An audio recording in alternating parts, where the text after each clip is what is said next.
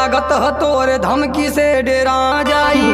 मन जना राजा रात में तोहे चुम्मा दे। उतराती क बात राती में कयल जाई। राजा हो धूप ह बड़ी तेज ना सहल जाई। त तोहरे खाती कूलर एसी लगवा दी का। राजा हो नमकीन स्प्राइट भी मंगा दीना। कामे के बेरी में मजाक तो के सूझता।